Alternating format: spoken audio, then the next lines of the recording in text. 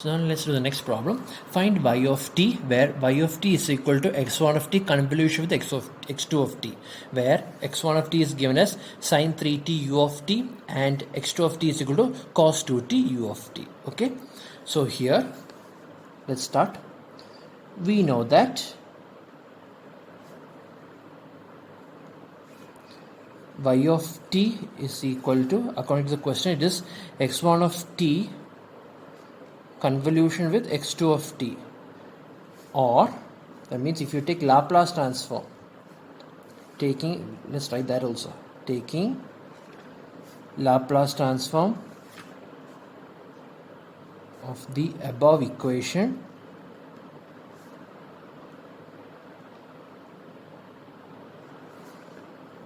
then in that case y of t becomes y of s is equal to x1 of t, small letter x1 of t becomes capital letter x1 of s, into convolution becomes multiplication, and x2 of t becomes capital letter x2 of s, right?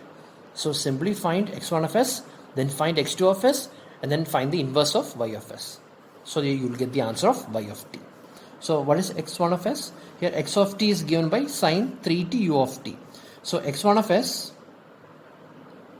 is the Laplace transform of x1 of t, which is the Laplace transform of sine 3t u of t. And Laplace transform of sine 3t u of t is nothing but s by s square plus ohm 0 square. Ohm is 3, so 9. And likewise x2 of s is equal to the Laplace transform of x2 of t, which is the Laplace transform of cos 2t u of t. Cos 2t u of t. The Laplace transform of sine 3t u of t is actually 3, right? It's 3. It's 3 by s square plus 9, not s. S is for cos. So Laplace transform of cos 2t u of t is given by s by s square plus ohm 0 square. Here ohm 0 is 2. So 2 square 4. So this is the answer. So this is x1 of s, this is x2 of s. So therefore y of s, you have already found y of s. Y of s nothing but simply multiply these two, that's all. So you will get 3s by s square plus 9 into s square plus 4. So now you found the response, frequency response of the system. So now what are you going to do? Now you have to find the y of t. So finding y of t means simply find the inverse of y of s. Simply find the inverse of y of s. So here there are two factors, but the degree of those two factors are 2 itself, right? It's 2. So I have to express this. So if I'm going to separate this, you can either apply complex poles or you can apply as plus b format. Okay, I'm going to do as plus b format. Okay, you can do any method. Both methods are equally same, right? So let me apply as plus b. So this will become as plus b by s square plus 9 plus, and this will become cs plus d by s square plus 4, right? The reason why there's 2 coefficient for this factor is because the degree of that factor is, the degree of the denominator is 2. Likewise over here also degree is 2. So degree is 2, the degree of the numerator must be 1. That means 2 minus 1. Right? Always a degree for finding the coefficient, right? The degree of the denominator must be 1 greater than the degree of the numerator. That's why we express this as as plus b and yes cs plus d. Okay, and also you cannot factorize these two directly, right? That's why. So now I'm going to find the value. This is y of s nothing but 3s by s square plus 9 into s square plus 4.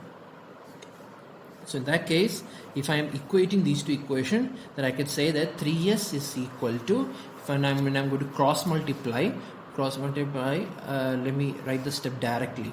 So as, so the coefficient of s cube is, here s cube coefficient is, x cube exists over here, it is a, and over here it is s cube into cs, right? So plus c.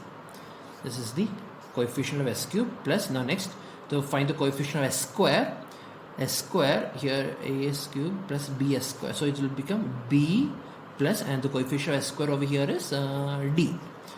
D is the coefficient of this s square plus, now let's find the coefficient of s. The coefficient of s Here it is, the coefficient of s is when you multiply as with 4, so it becomes 4a, and when you multiply the coefficient over here, it will be cs into 9, so it will become 9c, plus 9c is the coefficient of s.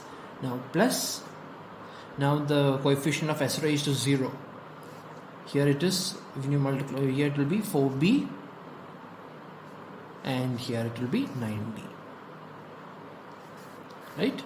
So that means equating these two, I can say that my a plus c here, the coefficient of s cube is 0, here the coefficient of, and then here the coefficient of s square is b plus d, and here the coefficient of s square is 0. Here the coefficient of s is 4a plus 9, 4a plus 9c. Here the coefficient of s is 4a plus 9c, and here the coefficient of s is 3. Here the coefficient of s raised to 0 is 0, and here the coefficient s raised to 0 is 4b plus 9d. 4b plus 9d. Okay. Here a plus c is equal to 0, so I can say that a is equal to minus c. Here b plus d is equal to 0, so I can say that b is equal to minus d.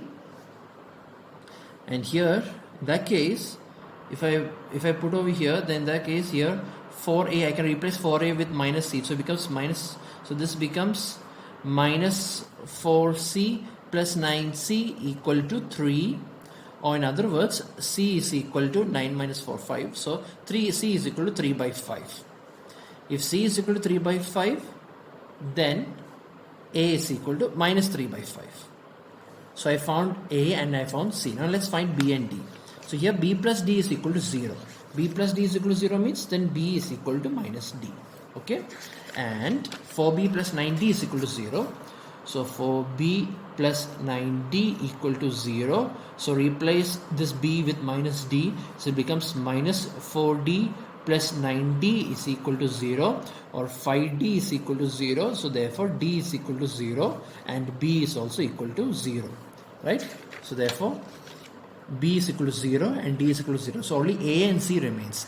Value of a is minus 3 by 5 and the value of c is plus 3 by 5. So in other words, your y of s, this y of s can be written as minus 3 by 5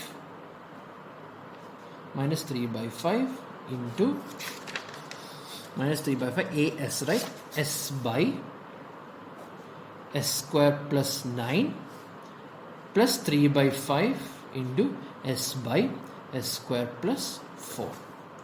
So therefore your y of t is nothing but the Laplace inverse of y of s, which is the Laplace inverse of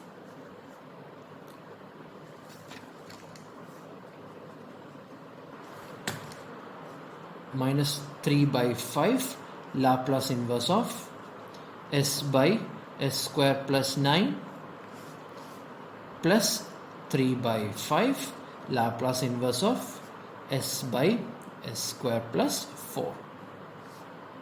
So therefore y of t is nothing but Laplace inverse of s by s square plus 9 is cos 3t u of t. So this is minus 3 by 5 cos 3t u of t plus 3 by 5. This is cos 2t u of t. This is cos 2t u of t. So this is your answer. Okay.